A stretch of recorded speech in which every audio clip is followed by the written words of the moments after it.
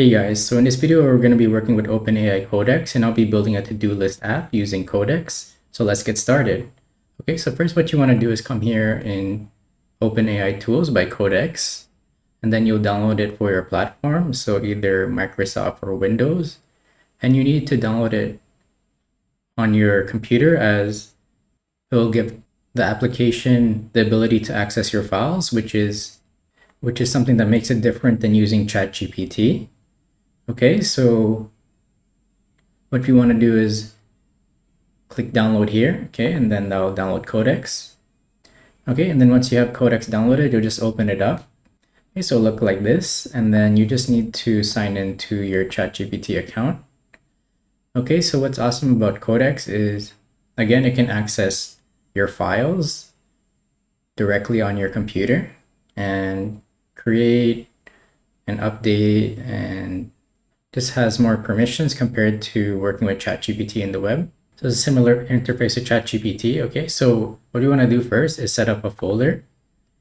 Okay, so I'll start from scratch and then I'll make this folder to-do list app and save. Okay, and then here we can see that these options pop up, so we can work locally, so be on our computer, or we can connect this to the cloud. Okay, so these are branches. So if you're familiar with Git, so it allows you to collaborate and work on different features, which then you can push into the master branch here. But since I'm just doing this as a testing project, I'll just keep it as a master branch.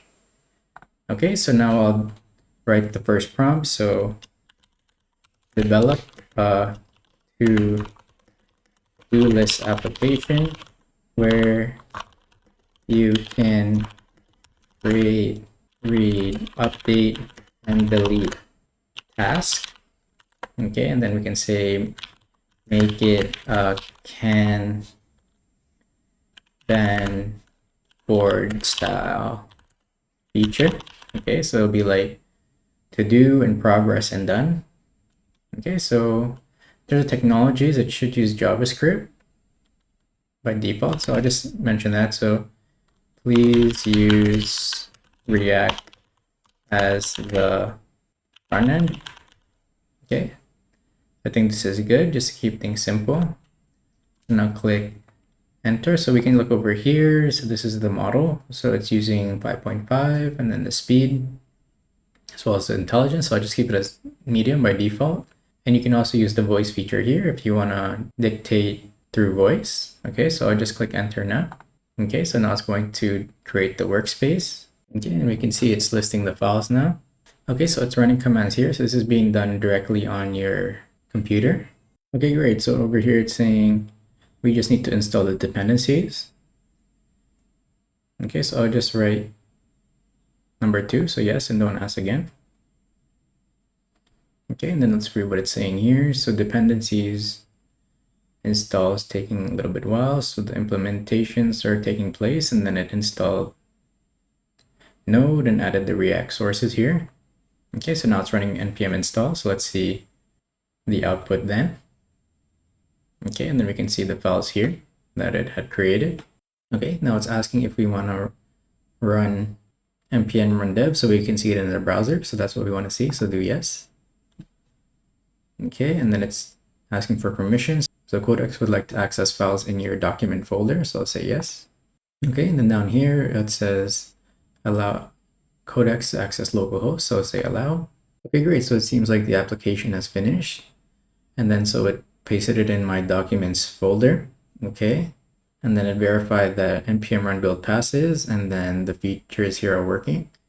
Okay, so we can access the local server here.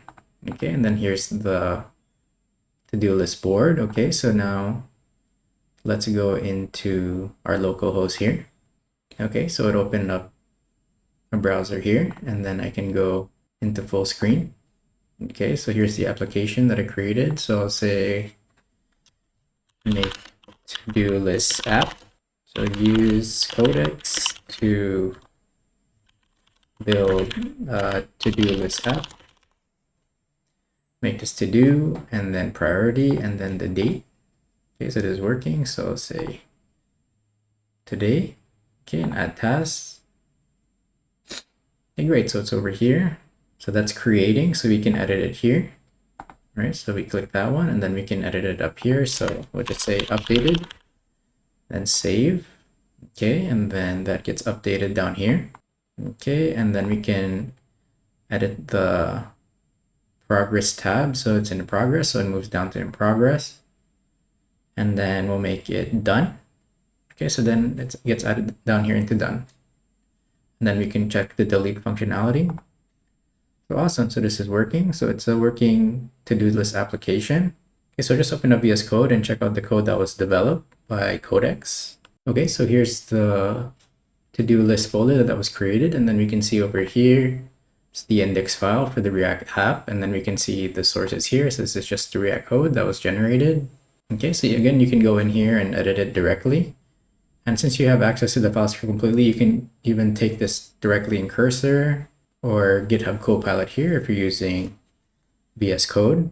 So it's not limited to in ChatGPT where you're pretty much just copying and pasting files. Using Codex, you're able to have the files generated directly on your local machine. Okay, great. So they said it's working as well for npm run build. So we can do that when we're ready to push this to production. So do npm run build. So great. So we have the build files here. So then we can use this to upload to our server.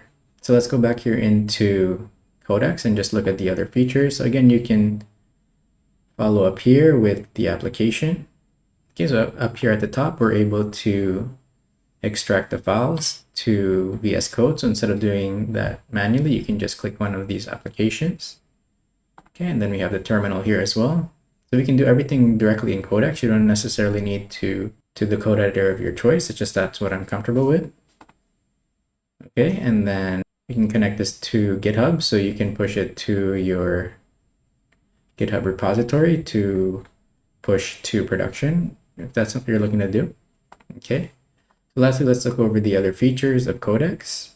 So over here is the plugins. So I won't be going into any of the plugins in this video, but if you want me to cover that, then you can let me know in the comments, especially which plugin you want me to use. So we can see over here, there's some cool plugins such as computer use, where it can actually control apps within your local machine. So be able to have access to your mouse. So that's something I can look into making a video with.